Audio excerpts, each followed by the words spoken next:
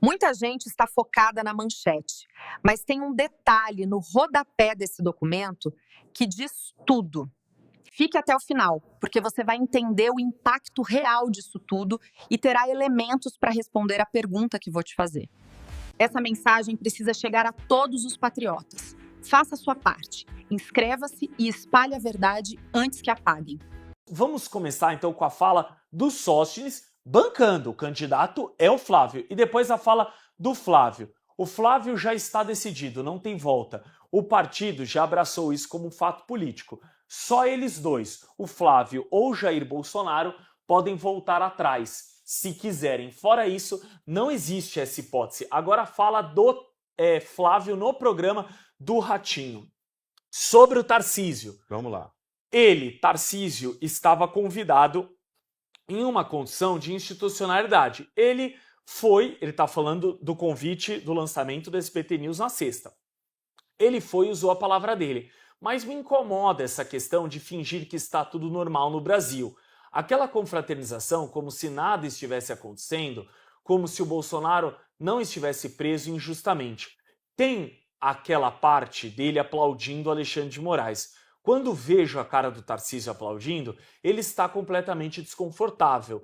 Não é um aplauso de concordância, é protocolar. Eu não aplaudiria. Teria levantado e ido embora se estivesse lá. Não iria ficar lá ouvindo aquele monte de mentira e hipocrisia. Serrão, eu acho que até por isso que foi escolhido o Flávio e o Eduardo tem aquela questão na justiça, mas o Flávio tende a ser alguém mais... Vocês viram a opinião do Flávio? Alguém mais moderado. Se puder, coloca aqui do meu lado de novo a frase para eu destacar alguns trechos, pelo seguinte... Se fosse o Eduardo, ele teria ido no meio do Tarcísio, não tem dúvida. Quem conhece sabe disso. O Flávio não, agora que é o candidato da direita, tem uma expectativa de somar forças, aglutinar. Ele deu uma criticada no Tarcísio, porque não tinha como não criticar, mas também falou, ele aplaudiu de maneira desconfortável. Para mim não tem essa, aplaudiu, tá junto ali. Deu risada, brincou, etc. O que as pessoas esperavam dele? Muitas pessoas mandaram aqui no chat. Ele fala ali, ele aplaudiu, eu não aplaudiria. O que as pessoas, os conservadores, a direita, esperava do Tarcísio? Primeiro, o Moraes vai? Já não vai. Tudo bem, foi, tem que cumprir uma institucionalidade, como disse o Flávio, é do jogo, tá bom. Mas então quando você for fazer uso da palavra, você tem que falar que tem gente presa política no Brasil, que o Bolsonaro é um preso injusto, etc. E não fazer esses afagos. E o Flávio criticou, mas está aí a fala dele, foi alguém mais moderado. Como você viu essa fala do Flávio, Serrão? Que momento complicado que a gente está vivendo, né? Notem, é uma guerra informacional o tempo todo. Ontem o Flávio Bolsonaro deu duas entrevistas ao SBT. Uma para o Léo Dias e mais tarde uma para o programa do Ratinho. Rapaz, a do programa do Ratinho, o pessoal ficou desde o começo da noite até a hora do programa com notícia falsa sendo veiculada. O SBT mandou cancelar a entrevista no programa do Ratinho. Não, o programa do Ratinho é do Ratinho. O Ratinho dentro do SBT ele tem uma autonomia impressionante, é respeitado, o programa dele tem audiência, então a coisa é séria. E aí fica esse jogo de farsa, de mentira, de vai e vem, que momento horroroso. E aí esse jogo, a gente precisa hoje claramente entender o jogo simbólico. As pessoas não aguentam mais hipocrisia. Então, se você vai num evento em que está lá seu adversário político, você bate palminha para ele, dá risadinha para ele, você vai se queimar. Então você tem que ter postura, entender que tem a simbologia. Tá lá no evento o cara que você não gosta, tua cara vai ser de risada? Não, tua cara vai ser assim, ó, braba, fechada. Vai bater palma? Nada. Mão quietinha aqui, ó. Nada de bater palma. Então, é assim, o momento hoje exige raciocínio político objetivo, sincero. Agora, se você acha realmente que o seu adversário político falou de bonito e você bateu palma, aí é parabéns para você, né? Não é para mim, nem para quem está nos assistindo. Agora, é preciso tomar cuidado, Agora, o brasileiro hoje está observando a coerência. Quem tiver coerência vai ter possibilidade política de avançar. Quem não tiver, não vai ter. Mas, olha só, é muito importante que a gente também insista nisso todo dia. É preciso que a gente abra o diálogo. A política não se faz na destruição. A política não se constrói na base da vingança. A política é na base do concordar ou discordar. E ter posição firme, clara. Hoje, a gente sabe o que está de errado no Brasil e tem que mudar o que está de errado. Não dá para passar a mãozinha na coisa errada, não. Tem que avançar e acertar. Então, hoje, as pessoas cobram coerência. Então, quem não tiver coerência vai se dar mal. Mas as pessoas também estão cansadas desse negócio de só criticar, só bater, só falar mal, só jogar a culpa no outro, que é o que o Lula faz o tempo todo. O Lula nunca consegue mostrar, nunca consegue admitir quando ele está errado. Ele está sempre certo e a culpa é do outro. Em geral, o outro que erra é um bolsonarista. Sempre é isso. Pô, isso é encher o saco. A política nos faz assim. E o lado da direita também tem que parar com essas briguinhas, com essas intrigas, com essas discordâncias inúteis que não levam a lugar algum.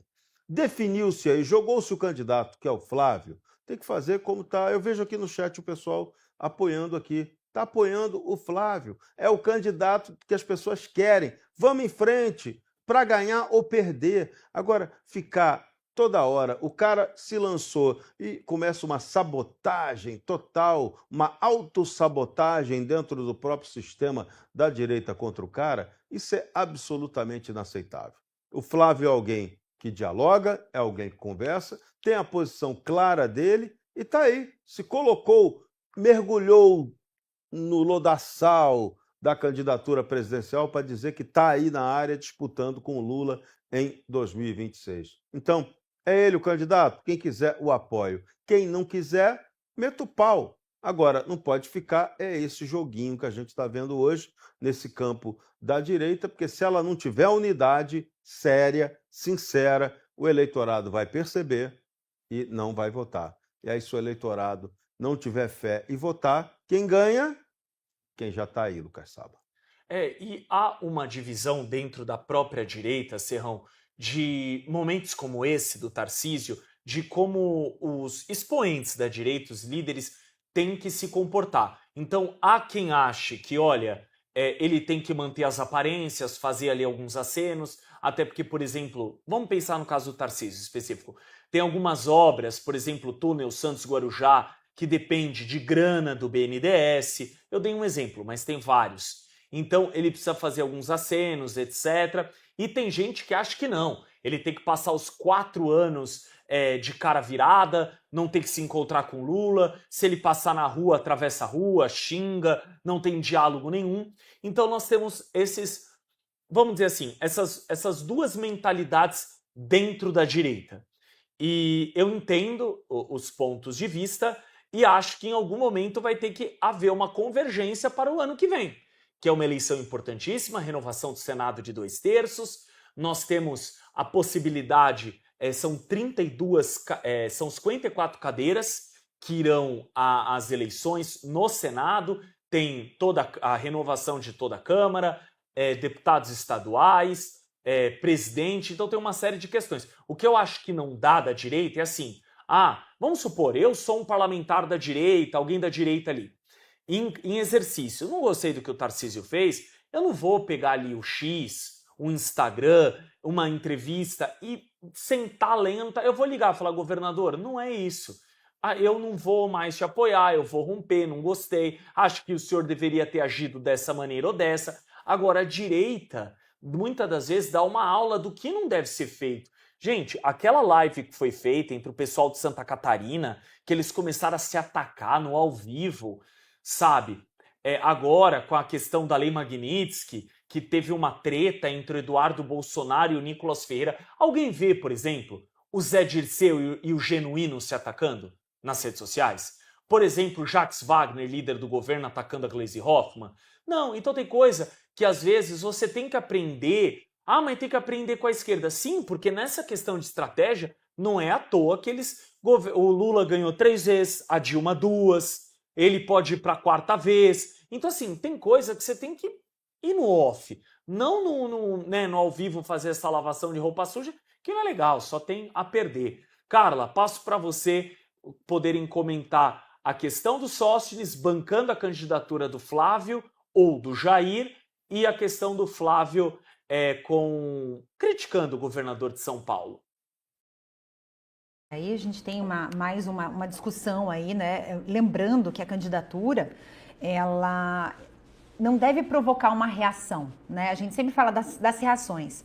E aí, inclusive contextualizando aí sobre essa questão do cancelamento, parte da imprensa, inclusive o Jornal Metrópolis, quando fez a pergunta para a comunicação do SBT quando seria a entrevista de Flávio Bolsonaro, eles imediatamente disseram que tinha sido cancelado.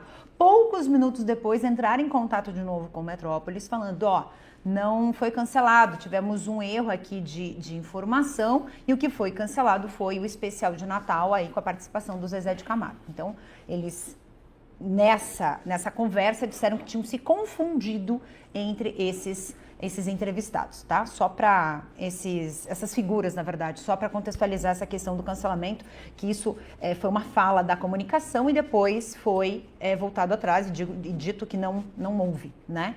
Mas, de qualquer maneira, a gente está falando aqui de um candidato que está se posicionando. A gente percebe que até o Lucas comentou, né, se fosse o Eduardo Bolsonaro, ele tinha metido os 2 pés aí no Tarcísio, né? A gente percebe que existe uma diferença entre eles e semana passada eu já tinha falado sobre isso. O Flávio, ele é extremamente, além de politizado, ele é extremamente, ele anda muito bem nas áreas. Ele conversa muito bem, né? Ele sabe como pontuar as palavras. E eu vejo isso muito, a fala dele muito próxima da fala do Nicolas. Eles têm um cuidado na fala que você, ao mesmo tempo que você está alfinetando, você está massageando. Quer dizer, você está ali cuidando com as palavras, né? Diferentemente dos outros filhos, inclusive do próprio Jair Bolsonaro, né? Que era mais esquentado, digamos assim, e falava o que podia. Pois é, primeiro sobre a tua fala anterior do cancelamento do Zezé de Camargo, é importante deixar claro que não foi que a casa cancelou. Ele disse que não vai mais participar como forma de protesto, né? Ele falou que é um absurdo, inclusive o Zezé de Camargo, um dos poucos artistas que tem se posicionado politicamente em defesa das pessoas que estão sofrendo todos esses absurdos. Então, até meses atrás, viralizou um vídeo dele num show com uma camiseta escrito Anistia Já. Então, agora ele ficou extremamente indignado com essa situação e decidiu cancelar o especial de Natal, que é ótimo, especialmente em momentos em que a gente vê essa guerra cultural tomando medidas desproporcionais. A gente viu lá os vídeos, comentamos aqui, de artistas defendendo o mandato do Glauber Braga. É inimaginável você ver um artista da Globo falando que um deputado que deu um chute num cidadão dentro da Câmara de Deputados, um socialista, tem que manter o mandato. Então, assim, é extremamente necessário a gente valorizar essa postura do Zezé de Camargo, porque precisamos também estar nessa guerra cultural. E aí, sobre a fala do Flávio Bolsonaro, o Lucas leu ali as aspas dele, ele foi preciso em criticar o Tarcísio quando diz, por exemplo, aquela imagem terrível que a gente viu do Tarcísio aplaudindo Alexandre de Moraes. Não é qualquer um, não é para aplaudir o Lula, que já seria um problema, mas ainda assim, ok, é o presidente da República, o governador de São Paulo, mas seria complicado aplaudir o Lula, mas é aplaudir Alexandre de Moraes, alguém que está traindo a nossa democracia há tanto tempo, alguém que está esmagando o parlamento, alguém que não mede esforços para colocar uma canetada que vá contra decisões democráticas ou que invente leis, né? Ele inventa crimes, inventa leis, coloca ali nas costas de qualquer um que ele quer silenciar. E quando eu falo qualquer um, não é só a direita, não. A direita, sim, é muito silenciada pelo Alexandre de Moraes. Mas vamos lembrar que ele pediu para derrubar o Twitter inteiro, né? O perfil do Twitter do PCO, Partido da Causa Operária, partido de extrema esquerda, quando esse partido criticou o Alexandre de Moraes. É alguém que a vaidade está acima de tudo, está acima da lei e da Constituição. E aí o Flávio Bolsonaro, ele foi no programa, trouxe sim essas críticas contra Alexandre de Moraes e se posicionou defendendo ali a sua própria candidatura. E eu também vejo que essa situação do Tarcísio estar nesse evento, está se queimando com a direita, ela valoriza ainda mais a candidatura do Flávio Bolsonaro, né? Como disse o Sóstenes, ele se lança como candidato para representar a direita, recebeu várias críticas, porque evidentemente o sistema, o Centrão, ele entende que é importante ter uma candidatura de direita para derrubar o Lula, mas entende que o Flávio Bolsonaro é muito distante desse sistema do Centrão, então a articulação seria para que fosse alguém mais palatável, vamos dizer, alguém mais moderado, como o Tarcísio. Mas quando o Tarcísio aplaude falas do Alexandre de Moraes, quem se fortalece com isso é o Flávio Bolsonaro dentro dessa disputa da direita. Então, acho que foi um episódio extremamente necessário não, foi desnecessário, mas extremamente importante para a gente ver o restante da conjuntura das candidaturas presidenciais, e eu vejo que Flávio Bolsonaro sai fortalecido depois desse episódio. E a gente vê muito isso, né? Até tem um comentário aqui da Cláudia da Silva Leite que ela disse o seguinte: só entendo que o governo federal governa para o Brasil e não seria necessário puxar o saco para receber investimentos. Isso o Bolsonaro tinha de bom. Exatamente. Não há essa necessidade, né? Até porque, um comentário sobre isso, a Globo, né, que a gente fala bastante da Globo, ela fez um grande trabalho contra a imagem de Jair Bolsonaro, dependendo da aprovação do Bolsonaro para garantir a concessão da Globo. E ainda assim, o Bolsonaro ele foi consistente, bateu muito de frente, comprou várias brigas com a Globo, mas manteve a concessão. Então, foi ético, né? Não precisa passar pano para presidente para garantir a concessão. É evidente que o SBT é uma rede relevante no Brasil, então não tem justificativa a não ser dinheiro, investimento, patrocínio da Petrobras, como a gente falou. Ainda há indícios da situação do marido da Patrícia Abravanel com essas negociações que ainda está sendo investigado.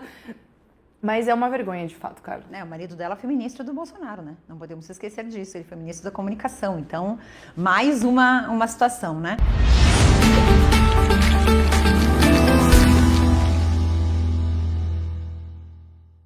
Olá, eu sou a Rossana Bittencourt, da Gazeta do Povo. Espero que você tenha gostado do vídeo. Aqui na tela você pode clicar em outras opções para continuar acompanhando nossas análises e comentários. E não esqueça, assinando a Gazeta do Povo, você apoia o jornalismo independente, garante acesso a conteúdos exclusivos e fortalece nosso trabalho aqui no YouTube. Muito obrigada! Agora responda aqui embaixo o que você achou sobre tudo isso. Vou ler e responder a todos. Até a próxima!